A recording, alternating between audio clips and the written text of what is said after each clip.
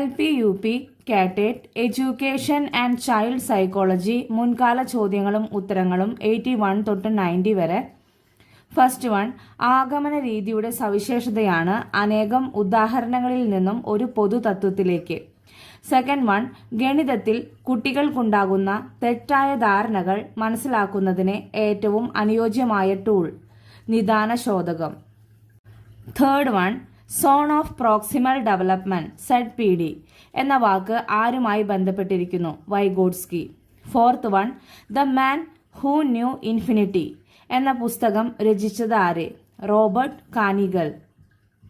Fifth one, ഒരു പാഠാസൂത്രണത്തിൽ ഏറ്റവും കൂടുതൽ പ്രാധാന്യം നൽകേണ്ടത് പഠനാനുഭവം. സിക്സ്ത് വൺ, പ്രബലനം എന്ന ആശയം പഠന തത്വങ്ങളോട് ചേർത്ത് വെച്ച മനഃശാസ്ത്രജ്ഞൻ സ്കിന്നർ. സെവൻത് വൺ, പരിഹാര ബോധനത്തിനായി കുട്ടികളുടെ പഠന പ്രശ്നങ്ങൾ കണ്ടെത്താൻ ഉപയോഗിക്കാവുന്ന ടെസ്റ്റ്, നിദാനശോധകം. എയ്ത്ത് വൺ, നേടാനുള്ള അഭിപ്രേരണ കുട്ടികളിൽ വളർത്താൻ ഏറ്റവും അനുയോജ്യമായ രീതി, കുട്ടിക്ക് യാഥാർത്ഥ്യാധിഷ്ഠിത ലക്ഷ്യം നിർണയിച്ചു കൊടുക്കുക. നയൻത് വൺ, ബുദ്ധി സംബന്ധിച്ച് സ്പിയർമാന്റെ ദ്വിഘടക സിദ്ധാന്തത്തിൽ G എന്നതുകൊണ്ട് ഉദ്ദേശിക്കുന്നത് ജനറൽ ഇന്റലിജൻസ്. 10th വൺ, സ്വന്തം കണ്ണിലൂടെയല്ലാതെ മറ്റൊരാളുടെ കണ്ണിലൂടെ ലോകത്തെ കാണാനുള്ള കഴിവില്ലായ്മ, അഹം കേന്ദ്രീകൃതം. അപ്പോൾ ഇന്നത്തെ 10 ക്വസ്റ്റ്യനിലുള്ള ഇമ്പോർട്ടൻറ്റ് പോയിന്റ്സ് നമുക്ക് നോക്കാം.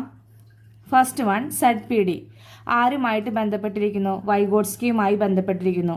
എന്താണ് ZPD? ZPD എന്ന് പറഞ്ഞാൽ എന്താണ്? സമീപസ്ഥ വികാസ മണ്ഡലമാണ്. നിലവിലുള്ള നില, എത്തിച്ചേരാവുന്ന നില, ഈ രണ്ട് നിലകൾക്കും ഇടയിലുള്ള മണ്ഡലത്തെയാണ് ZPD എന്ന് പറയുന്നത്. Second one, the man who knew infinity ആരുടേതാണ്? റോബർട്ട് കാനിഗൽ. തേർഡ് വൺ, പ്രബലനം അതായത് റീഇൻഫോഴ്സ്മെന്റ് ആരുമായിട്ടാണ് ബന്ധപ്പെട്ടിരിക്കുന്നത്? സ്കിന്നർ. ഫോർത്ത് വൺ, നേടാനുള്ള അഭിപ്രേരണ ഡേവിഡ് മക്ലാൻഡ്. ഫിഫ്ത്ത് വൺ, ദ്വിഘടക സിദ്ധാന്തം 2 ഫാക്ടർ തിയറി ആരുടേതാണ്? സ്പിയർമാൻ്റെ ആണ്. ഇതിലെ 2 ഫാക്ടർ അതായത് ദ്വിഘടകം എന്ന് പറയുന്നത് ഒന്ന് ജനറൽ ഫാക്ടറും ഒന്ന് സ്പെഷ്യൽ ഫാക്ടറുമാണ്. Thank you.